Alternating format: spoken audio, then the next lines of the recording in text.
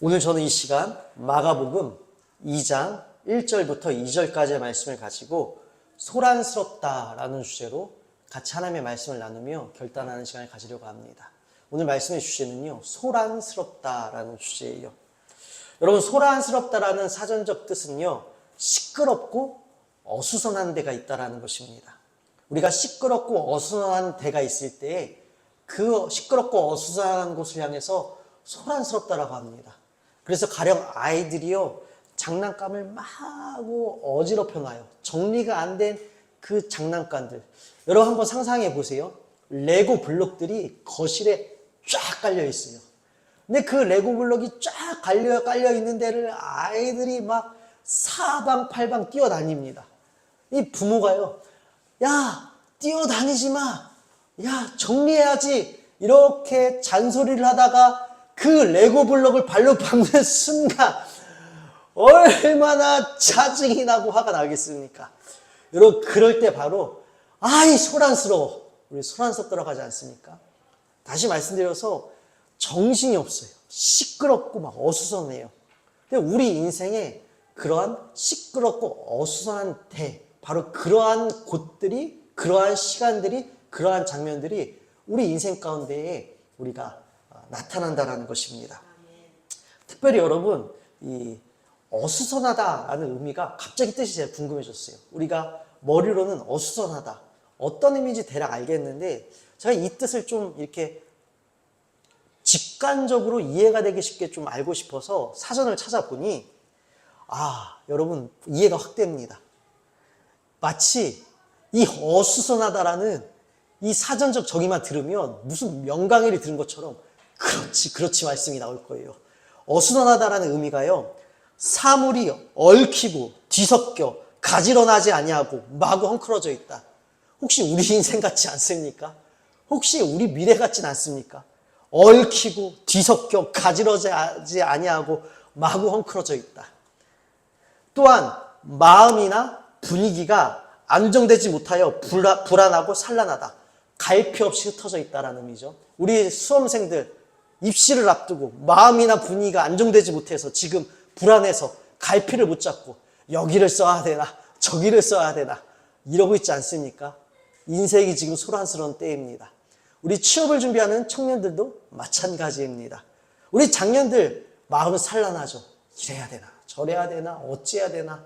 여러분, 우리가 참 어수선합니다. 소란스럽습니다. 또한 여러분, 깔끔하지 못하고 미적지근하다. 여러분, 이거 믿음에 참 우리가 해당되는 말입니다. 이것이 우리랑 어울리면 안 되고 친해지면 안 되고 익숙해지면 안 되는데 우리는 익숙해집니다. 깔끔하지 못하고 미적지근하다는 것은 무엇입니까? 분명하지 않고 애매모호한 상태. 세상 속에서 우리가 믿음으로 날카롭게 구별되어야 하는데 우리는 깔끔하게 구별하지 못하고 깔끔하게 세상과 손절하지 못하고 세속적 가치관과 이별하지 못하고 어떻게 합니까? 미적지근합니다. 애매모호해요. 똑똑하지 않고 어렴풋하다. 지금 말씀드린 것은 제 생각이 아니라 사전적 정의예요. 똑똑하지 않고 어렴풋하다. 어렴풋하다라는 것은 뚜렷하지 않고 흐릿하다라는 것이 역시 믿음의 관점에서 우리랑 어울리고 우리에게 해당되는 단어면 안 되는데 우리가 똑똑하지 못하고 어렴풋하다. 세상 속에서 복음의 가치로 우리가 뚜렷하지 않다면 그것이 어리석은 자라는 것입니다.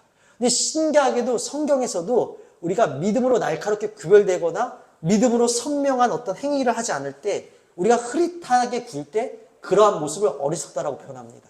그리고 성경에서 말하는 지혜와 똑똑함은 믿음으로 날카롭고 선명하고 확실하게 살아내는 것입니다.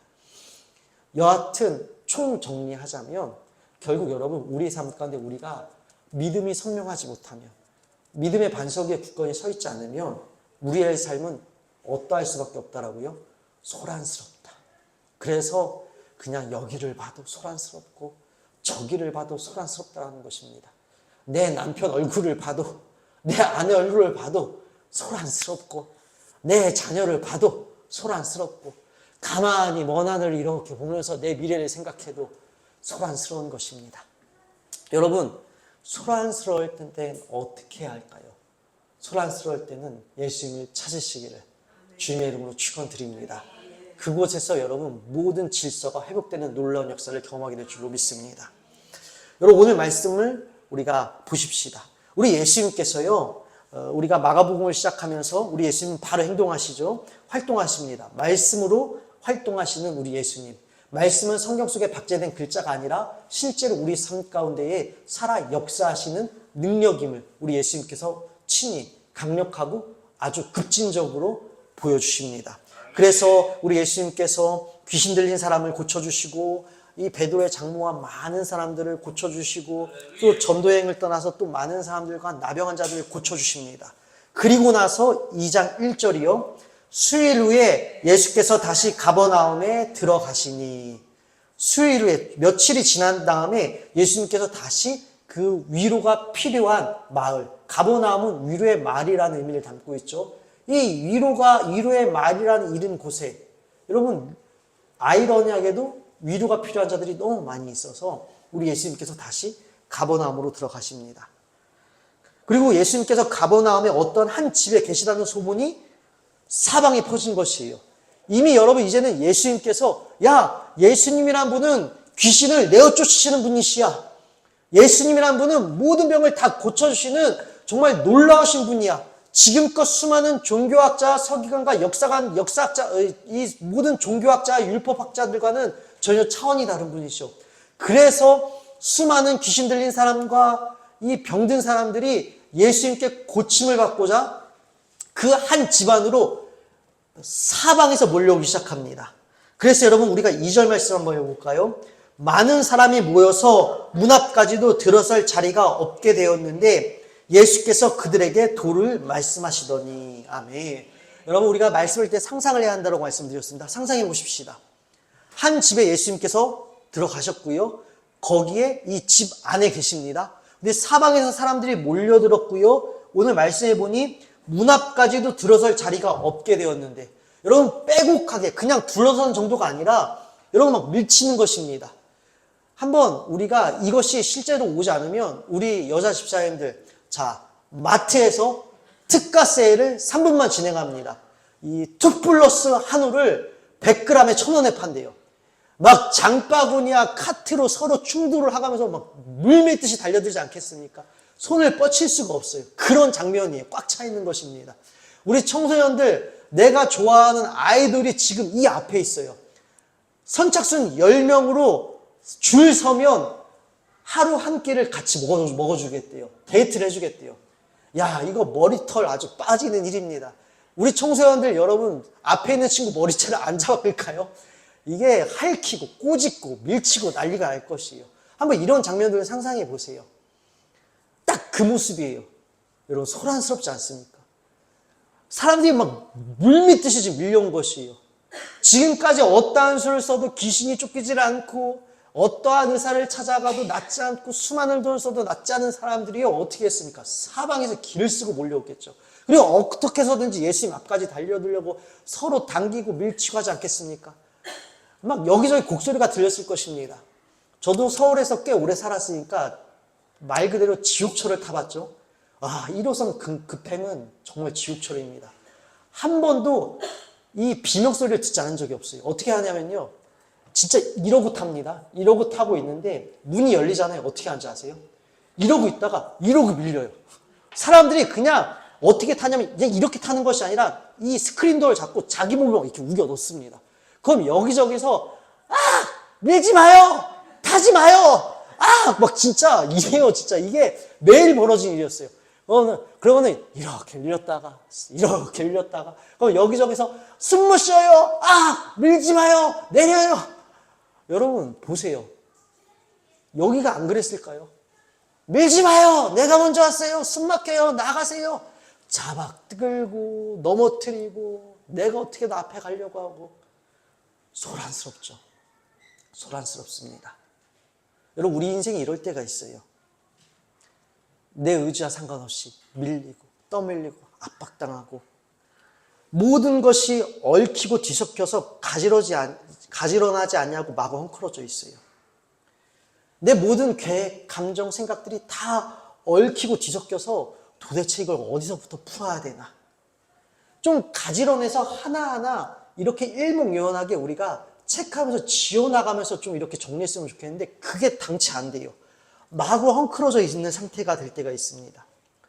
이런 모습들을 보면서 마음이 막 안정되지 못하고 불안하고 막 갈피 없이 흩어져 있어서 막 뭐를 해야 되겠는데, 빨리 정리는 해야 되겠고, 빨리 준비는 해야 되겠고, 대비는 해야 되겠는데, 도대체 무엇을 해야 될지 몰라서 그냥 정신만 어벙벙한 상태. 여러분, 우리 이럴 때 있지 않습니까? 그리고 믿음으로 살아내야 되는 건 너무나 잘 알겠는데 여전히 분명하지 않고 애매모호하게 굴 때도 있고요. 똑똑하지 않고 어렴풋하게 굴 때도 있습니다. 어렵고 힘드니까요. 여러분, 이런 소란스러운 때에, 이런 소란스럽다 여겨지는 장면의 순간들, 시간들 속에서 우리가 집중해야 할 일이 무엇일까요? 여러분, 우리는 누군가 와서 이 소란을 잠재워 주길 원할 것이에요. 또 한편으로는 내 안에 이 소란을 잠재울 수 있는 능력이 팍 하고 나타나서 이 소란스러운 모든 현상들이 한순간에 조용하게 그리고 깨끗하게 정리되기를 우리는 소원합니다. 다시 말씀드려서 현상에 집중한다는 것입니다. 그래서 이런 장면들을 보면서 아마 이렇게 소리 지르고 싶은 분도 계실 것이에요. 조용히 해! 멈춰요! 이래야지 그쪽에서 좀 이 소란스러운 일들이 멈춰지지 않겠습니까? 이 집에서 말입니다. 그런데 여러분, 현상이 잠잠해진다고 여러분 정말 소란스러움이 사라질까요? 우리 초등학교 이 저학년 아이들의 교실, 조용히의 말이 여기저기 튀어나오겠죠. 선생님이요, 조용히 해! 라고 하면 순간 그 현상은 잠잠해집니다. 근데 그 아이들이 또 안 떠들까요? 이내 소란스러워집니다. 여러분, 이 소란을 잠재워주려면 현상이 중요한 것이 아니라 이 아이들이 왜 이 시간에 조용히 해야 하는가 이해가 돼서 아이들이 바뀌면 어떻게 될까요? 현상, 순간 조용해지는 것, 순간 현상이 잠잠해지는 것이 진짜 소란이 잠재워지는 것이 아니라, 해결되는 것이 아니라 아이들이 비로소 그들의 본질과 그들의 마음이 바뀔 때에, 그들의 결단이 바뀔 때 여러분 비로소 소란은 잠재워지는 것입니다. 그런데 여러분, 우리는 현상에 집중할 때가 참 많이 있습니다. 그리고 예수님께서 이 현상을 잠재워 주시길 우리는 바랄 때가 있어요. 그래서 우리가 가장 크게 실수하는 한 가지가 무엇인지 아십니까? 예수님에 대해서는 잘 알려고 하지 않습니다. 그러나 예수님께서 행하신 일들에만 우리가 엄청 관심이 많을 때가 있어요. 예수님이 어떠한 분이신가 알기를 힘쓰고 애쓰는 것이 아니라 예수님께서 행하신 일들, 복 주시고 고쳐주시고 우리가 막 귀신을 내어쫓으시고 회복시켜주시고 예수님께서 행하신 일들, 그 순간 현상만 잠잠케 하신 그 현상들에만 집중하여서 나의 믿음이 어느 순간 이 현상에만 집중하여서 예수님을 모르고 그냥 이 예수님으로부터 우리가 떨어질 콩고물들에만 관심이 있을 때가 있다는 것이에요. 그럼 믿음은 자라나지 않습니다. 예수님을 우리가 알지 못하는데, 예수님이 어떠한 분인지 알지 못하는데, 여러분, 우리가 무슨 세상을 이길 힘이 어디 있겠습니까? 잠깐 그 현상을 순간 지나간다고 하여도 또 그런 현상은 또 발생합니다. 그럼 이내 또 넘어지는 것입니다. 나약해지는 것입니다. 기초가 없으니까 흔들려지는 것입니다. 그러나 여러분, 현상이 아니라 우리가 그 현상 속에서도 예수님을 알아가기 위해 애를 쓰고 수고하잖아요. 예수님이 어떠한 분인지 알게 되면, 만나게 되면 여러분, 우리가 반석 위에 든든히 선 것처럼 현상은 중요치 않게 되어집니다. 소란스러운 장면 가운데서도 우리는 소란스럽지 않게 될 것이고 그 시간은 또 지나갑니다. 또 소란스러워질 때는 우리는 거기에 영향받지 않고 우리의 페이스와 우리의 속도와 방향성을 믿음을 따라, 주께서 주신 능력을 따라 우리는 유지하게 된다는 것입니다. 그래서 여러분, 우리 예수님은요, 현상을 잠재우지 않으셨습니다. 여러분, 지금 이 집에 모인 자들은요, 누구보다도 현상, 순간 소란스러움이 잠재워지는 것을 원했던 자들입니다. 이들이 왜 예수님께 찾아왔겠습니까? 귀신이 들렸고 아팠으니까 지금 순간 나의 이 현상이 뭔가 회복됐으면 좋겠다. 사라졌으면 좋겠다. 잠잠해졌으면 좋겠다. 지금 당장 고침이 필요한 자들입니다. 지금 예수님께 몰려온 사람들은요, 병에서 낫고 귀신 들리면서 해방되기를 간절히 바라는 것이요. 먼저 좀 치료가 일어나야 합니다. 그런데 우리 예수님은요, 누구보다도 그들에게 치료가 먼저 필요하고 이들이 치료받기 위해 나온 것을 아셨음에도 불구하고 예수님께서 그들을 치료하기 전에 먼저 하신 글이 있습니다. 우리 세 번역으로 말씀을 읽도록 하겠습니다. 우리 함께 말씀을 읽어볼까요? 예수께서 그들에게 말씀을 전하셨다. 우리 개역개정에서 보니 많은 사람이 모여서 문 앞까지도 들어설 자리가 없게 되었는데 예수께서 그들에게 도를 말씀하시더니 이 부분이요, 예수께서 그들에게 말씀을 전하셨다. 여러분 보십시다. 지금 이들에게는 여러분 말씀 듣는 게 먼저 필요합니까? 고침을 받는 게 먼저입니까? 이들에게 먼저 고침을 받는 게 먼저예요. 당장 아파서 아픈 몸 질질 끌고 왔고요, 귀신 들려왔단 말입니다. 그럼 이들은 지금 예수님께 무엇을 바라고 왔습니까? 병 고침을 바라고 왔어요. 귀신이 쫓겨나간 것을 위해 왔단 말입니다. 예수님도 아셨어요. 그럼 예수님께서 이들에게 가장 먼저 하실 일이 무엇이었을까? 이들의 원이라면, 이들의 소원대로라면 먼저 병 고쳐주시고 귀신 내어 쫓아주셔야 된다는 것이에요. 근데 예수님께서 먼저 하신 일이 무엇입니까? 말씀을 전하셨대요. 아멘. 여러분 이것입니다. 우리 예수님은요, 현상을 먼저 잠재우지 않으셨어요. 먼저 본질을 알려주셨습니다. 하나님 나라가 무엇인지 가르쳐 주셨다는 것입니다. 말씀을 전하셨다는 것은 우리가 마가복음을 시작하면서 주님께서 가르쳐 주신 건 말씀이 무엇이었을까? 바로 하나님 나라였다는 것입니다. 회개하여라, 하나님 나라가 가까이 왔느니라. 이런 이 말씀을 광야에서부터 선포하시지 않으셨습니까? 하나님 나라는 하나님께서 통치하시는 나라입니다. 여러분, 하나님께서 통치하신다는 것은 무엇입니까? 하나님께서 다스리신다는 것입니다. 하나님은 여러분 우리의 왕이시라, 하나님께서 우리의 왕이 되어주신다는 것입니다. 우리 하나님은 어떠한 분이십니까? 귀신을 내어쫓고 어둠을 몰아내어 주시고 모든 사단 원수 마귀들을 다 압제하시고 묶어 내어 던지시며 산산조각 내시고 깨트리고 승리하신 분이십니다. 하나님 나라에서는요, 여러분, 이 모든 것들을 우리 주님이 다 내어 쫓으시고 우리가 느끼는 불안한 감정, 걱정, 염려, 슬픔, 눈물, 우울, 분노, 미움, 여러분 이 모든 것들이 하나님 나라에 존재할 수 있습니까? 나는 할 수 없지만 하나님이 내어 쫓아주시는 것입니다. 그래서 여러분, 우리가 어떤 소란스러운 현상 가운데 있을 때라도 그 소란스러운 현상 가운데에서 하나님 나라의 통치 안에 있다면 여러분 무슨 일이 벌어질까요? 내 안에 여러분 걱정이 들어올 수 있습니다. 염려와 미움과 분노와 다툼, 시기, 여러 가지 복합적인 부정적인 감정들이 들어올 수가 있습니다. 생각들도 들어올 수 있습니다. 나는 할 수 없어라는 이 말도 안 되는 부정적인 생각들이 나를 지배할 때도 있습니다. 여러분, 그때 이 생각들을 누가 몰아내어 주시더라고요? 우리 주님이 몰아내어 주시는 것이에요. 하나님 나라는 하나님이 통치하시는 나라잖아요. 그럼 여러분, 우리가 그 소란스러운 상황 가운데 우리가 그 소란스러움에 같이 휘말리게 될까요? 아니요. 그 소란스러움을 우리는 주님과 함께 지나가게 될 것입니다. 여러분, 이 땅을 살면서 여러분, 소란스러움은 단발성이 아닙니다. 한 번만 넘으면 되는 문턱이나 장면이 아닙니다. 소란스러움은 파도가 늘 물밀듯이 쳐오듯이 우리 인생 가운데 여러분 주님 만나는 그날까지, 이 땅에서 내 마지막 호흡을 내뱉는 그날까지 매 순간 찾아옵니다. 매 순간 찾아와요. 그때마다 언제 이 소란스러움이 잠재워질 것인가? 여러분 여기에만 집중할 것이에요. 언제 나의 이 소란스러움이 조용해질 것인가? 여러분 여기에만 집중하면요, 지치고 짐 빠지고 그러다 끝납니다. 쫓겨요.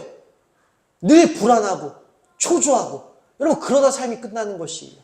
그러나 우리가 현상에 집중하는 것이 아니라 우리 주님을 알아간다면, 우리 주님이 어떠한 분이신지 내가 만난다면 여러분 우리 주님으로 인하여 소란스러움 가운데서도 하나님 나라 안에서 그 모든 내가 느끼는 것들은, 내가 느끼는 모든 부정적인 생각과 감정들을 누가 몰아내어 주신다라고요?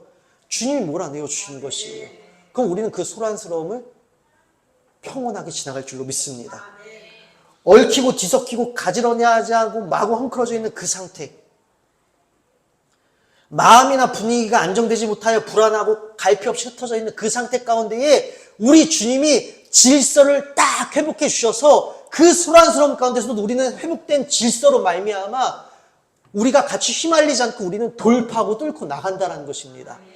그래서 여러분 우리 예수님도요, 먼저 말씀을 가르쳐 주신 것이에요. 니네 지금 잠깐 고침받아도 또 아플 수 있어, 또 어려움을 겪을 수 있어. 중요한 것은 순간 이것이 해결되는 것이 중요한 것이 아니라 주님을 아는 것이 중요하다. 우리 주님을 믿는 것이 중요하다. 예수님을 믿을 때 하나님 나라가 우리 가운데 회복되어지는 것입니다. 여러분, 하나님 나라가 회복되어지면 질서는 회복됩니다. 삶의 소란스러움을 우리는 돌파하고 소망을 갖고 나아갈 수 있는 것입니다. 그래서 여러분, 우리 예수님도요, 이 소란스러울 때에 가장 먼저 말씀을 가르쳐 주셨습니다. 여러분 보십시다. 우리 이어지는 장면이에요. 우리가 한번 8절을 우리가 읽어보도록 하겠습니다. 그들이 속으로 이렇게 생각하는 줄 예수께서 곧 중심에 아시고 이르시되 어찌하여 이것을 마음에 생각하느냐. 중풍병자에게 내 죄사함을 받았느니라 하는 말과 일어나 내 상을 가지고 걸어가라는 말 중에서 어느 것이 쉽겠느냐. 아멘. 여러분, 이렇게 사람들이 사방에서 모여들어 소란스러운 그때 발 디딜 틈도 없는 상황이 되었습니다. 그때 여러분, 이 중풍병에 걸린 한 남자가 있었습니다. 몸이 사고가 났든 아니면 병이 들었든 스스로 몸을 가누거나 움직이지 못한 사람이 있었대요. 근데 여러분, 이들에게는 이 사람에게는 4명의 친구가 있었대요. 근데 이 4명의 친구가요, 자기 친구가 정말 예수님께 좀 고침을 받기를 간절히 원했던 것 같아요. 그래서 이 사람은 스스로 몸을 움직일 수 없어 이 들것, 이 병상, 오늘 말씀에 보면은 이 3절에 사람들이 한 중풍병자를 4사람에게 메워가지고 예수께로 올세. 여러분, 들것을 상상하시면 됩니다. 이 사람들이요, 자기 친구를 들것을 들고 그 집으로 막 이렇게 온 거예요. 그런데 와, 이거는 집 밖으로부터 갈 수가 없는 것입니다. 내 친구를 어떻게 하면 예수님께로 데리고 갈 수 있을 것인가. 그래서 이 친구들이 머리를 짜냅니다. 지혜를 모읍니다. 여러분, 당시에 이 가나안 지역의 집에는요, 모두 평평한 옥상이 있었습니다. 이 가나안의 집들은요, 모두 평평한 옥상이 있었는데요, 이 옥상은 집과 흙을 이겨서 만든 옥상이었습니다. 단단한 옥상이 아니라 집과 흙을 이겨 만든 옥상이었습니다. 집과 흙을 이겨 만든 평평한 옥상이 모든 가나안 집들에 있었고요. 또 이 옥상으로 향하는 계단을 집 밖으로 해서 이 집 밖의 계단으로 해서 이렇게 올라가는 계단들이 다 있었대요. 그럼 이 옥상에서 했던 일이 무엇이냐? 가족들이 모여서 이 옥상에서 식사를 하기도 했으며 따뜻한 날에 모여 이 옥상에서 잠을 자기도 했다라고 합니다. 뿐만 아니라 우리가 시골에서 보면 이 고추를 말리고 뭐 여러 가지를 말리는 것처럼 이 당시에도 곡식과 과일을 말리는 등 이 다목적 공간으로 이 옥상을 활용했다라고 합니다.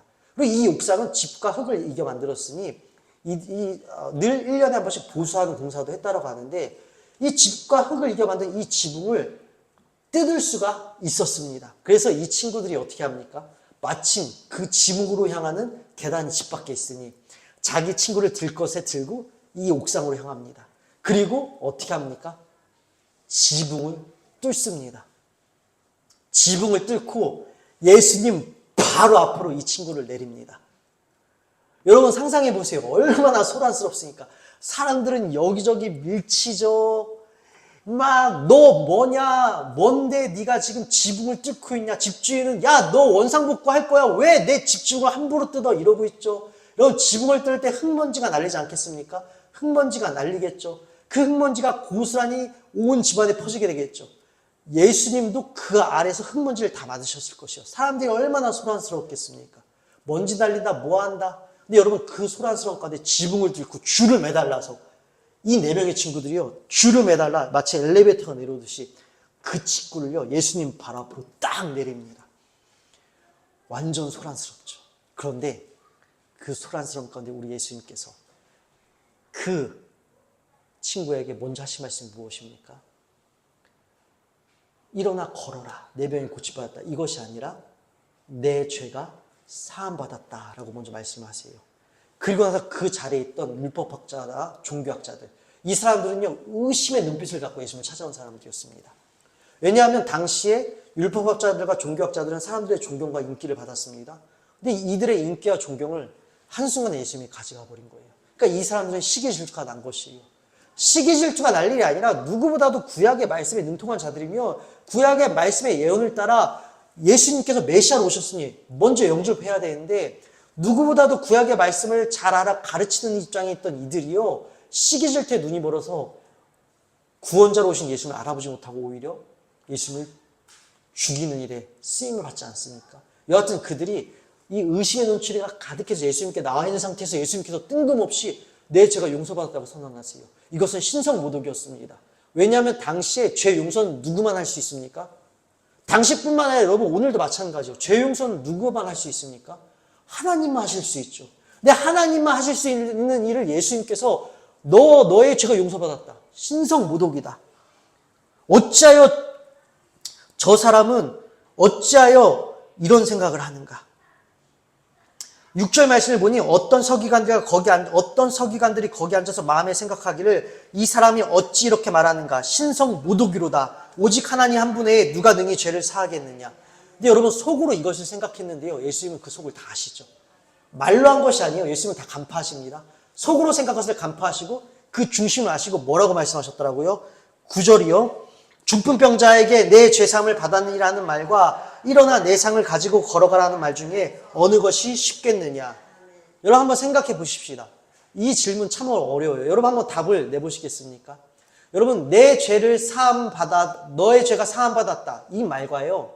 자 일어나 걸어가라 이 말과 두 말 중에 어느 말이 쉬울까요? 여러분 우리 인간적인 관점으로는요. 죄 사함을 받았다고 더 선포하는 게 쉽습니다. 왜요? 죄 사함을 받았다고 선포하는 것은 사실 여부가 확인이 불가합니다. 그래서 우리 인간적인 관점으로는요. 죄 사함 받았다고 말하는 게 더 쉬워요. 왜요? 너 일어나 걸어라 했는데 못 걸으면 바로 눈에 보이잖아요.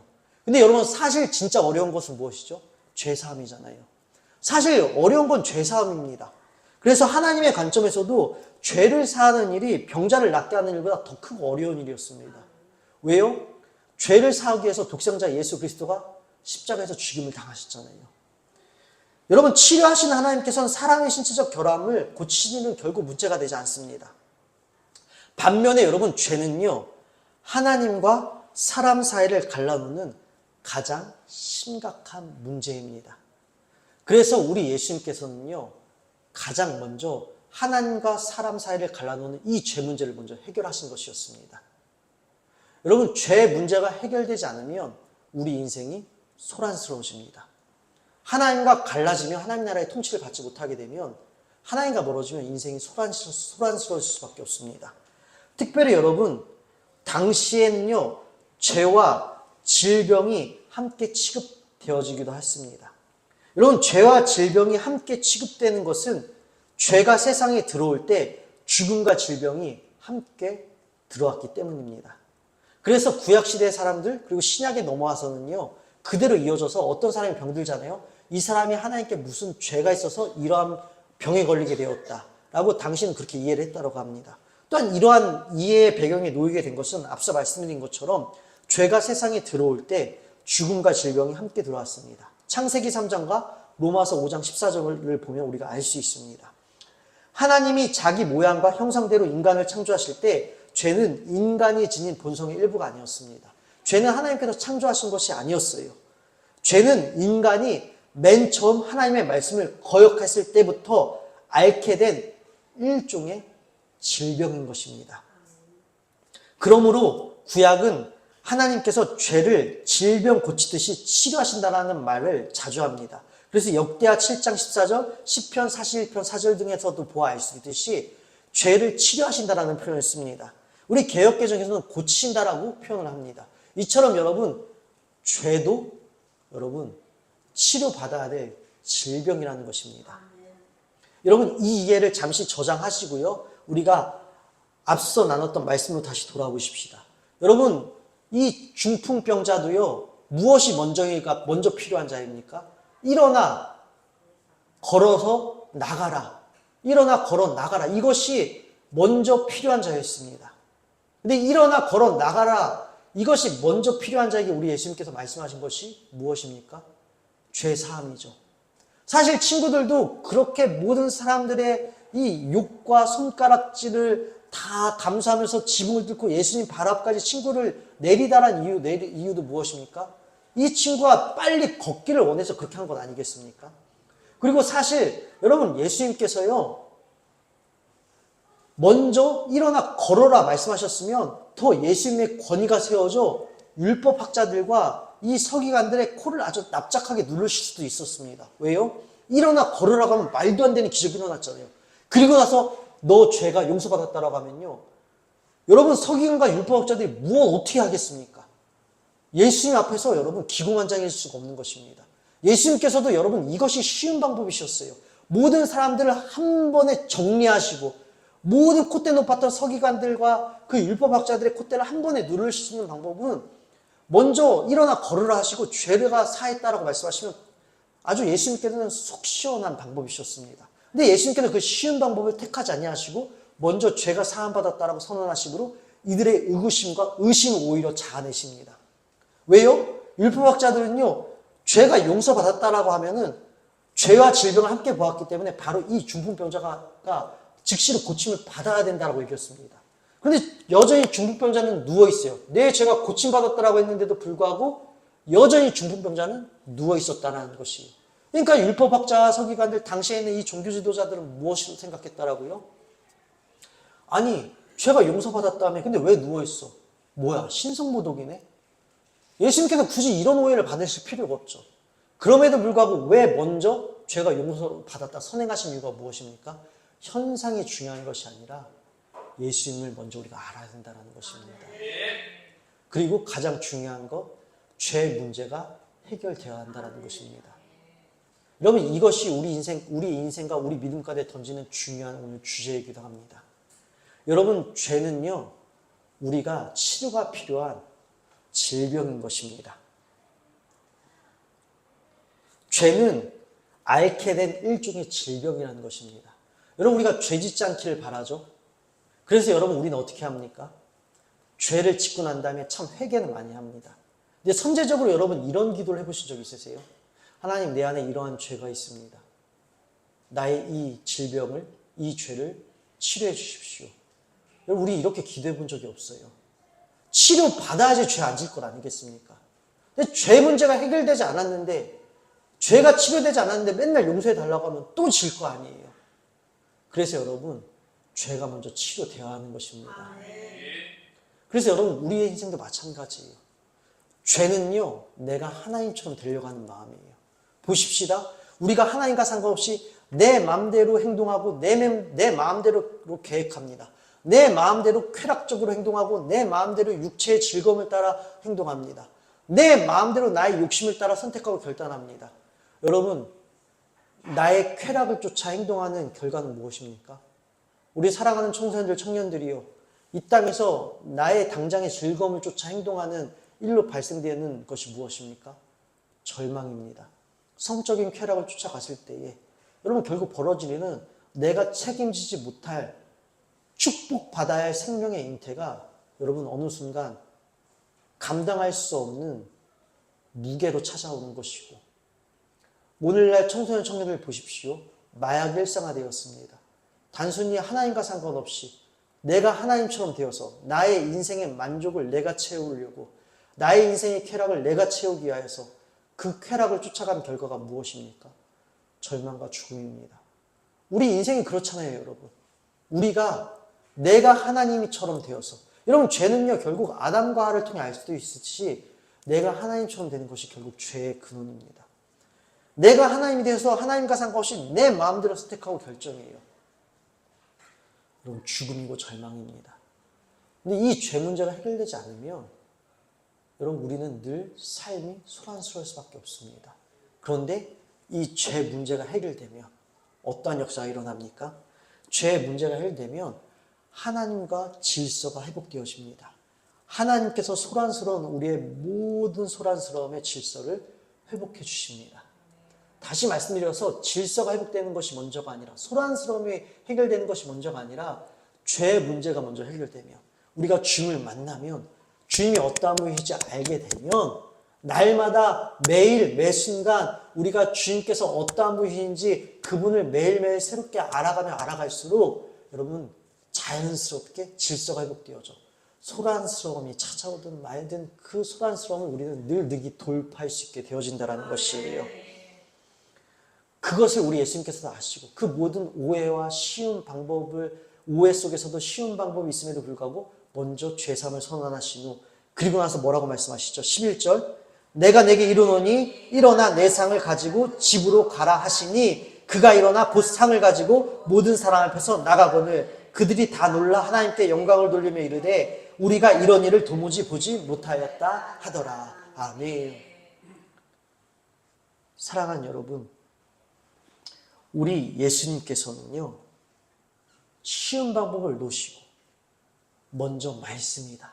먼저 하나님을 알아야 된다. 현상이 중요한 것이 아니다. 이것을 지금 우리가 2절을 통해 또 중풍병자를 고치신 사건을 통해 오늘 우리가 보았잖아요. 사랑하는 여러분, 이제 주님께 관심을 가지십시오. 주님께서 하신 현상들에게만 집중할 것이 아니라 그 현상들이 내게 일어나 내 소란이 잠재워질 것에만 여러분 온통 초점을 맞추지 마시고 소란과 상관없이 내 소란스러움이 언제 잠재워질까 이것과 상관없이 여러분 기도가 응답되든 응답되어지지 않든 간에 그 모든 것들과 상관없이 어떻게 하자고요? 예수님께 오직 집중하셔서 말씀을 읽으시고 기도하십시오. 주님을 알아가는 방법은 주님의 모든 생애와 우리 주님이 어떠한 분이신지 이 말씀에 잘 나와 있으니 매일 말씀을 그래서 읽어야 하는 것입니다. 우리가 매일 말씀을 읽어갈 때 우리는 주님을 알게 될 것이고 주님을 알게 될수록 여러분 소란스러움은 자연스럽게 잠재워질 것입니다. 왜요? 소란스럽든 말든 주님께서 우리의 질서를 회복해 주셔서 그 하나님 나라의 통치 안에서 우리는 날마다 나의 소란스러움이 떠나가는 것을 경험하게 되는 것입니다. 그래서 여러분 우리가 말씀을 읽어야 하는 것입니다. 사랑하는 여러분, 오늘 소란스러우십니까? 모든 간절함을 다해 주님께 나아가십시오. 우리 3절 말씀, 우리 5절 말씀 한번 읽도록 하겠습니다. 예수께서 그들의 믿음을 보시고 중풍병자에게 이르시되 작은 자야 내가 죄사함을 받았느니라 하시니. 아멘. 여러분 오늘 저는 예수님의 따뜻하신 사랑으로 오늘 말씀을 매듭 지으려고 합니다. 여러분 상상해 보십시다. 예수님 바로 앞으로 친구들이 자신의 중풍병을 걸린 친구를 지붕을 뜯고 줄을 달아 내릴 때 그 흙먼지가 예수님 머리 위에 바로 쏟아질 것이에요. 왜요? 예수님 바로 앞에 그 친구를 내리려고 했으니까요. 여러분 가뜩이나 사람들이 많이 모여 있어요. 시끄럽습니다. 근데 내 머리 위로 흙먼지까지 쏟아진다고 상상해 보세요. 숨을 들이지 마실 때 킥킥거리게 됩니다. 짜증나요? 안 짜증나요? 짜증나죠. 우리 예수님 머리 위로 이 흙먼지가 다 떨어졌습니다. 근데 그 예수님이요, 그 흙먼지를 다 뒤집어 쓰신 예수님이요, 자기 바로 앞에 줄에 매달려 내린 그 중풍병 환자를 보시고 지금 뭐라고 말씀하십니까? 예수께서 그들의 믿음을 보시고 중풍병자에게 이르시되 작은 자야 내 죄사함을 받았느니라 하시니. 여러분 작은 자는요 아주 직관적으로 말씀드려서요 아가야라는 표현이에요. 주님께서 그 사람을 무시하려고 작은 자라고 부르신 것이 아니라 우리가 모든 사랑을 담아서 정말 사랑스러운 대상을 부를 때 아가야라고 부르잖아요. 아가야. 바로 이 표현입니다. 모든 흙먼지를 뒤집으신 예수님께서 너 뭐야? 라고 하신 것이 아니라 아가야라고 그를 다정하게 불러주세요. 사랑하는 여러분, 소란스러우십니까? 오늘 믿음으로 나아가십시오. 성경 말씀도 예수님께서 그 중풍병자 걸린 친구들의 믿음을 보시고 그 중풍병 걸린 사람의 믿음을 보시고 아가야라고 불러주시고 치료해 주셨습니다.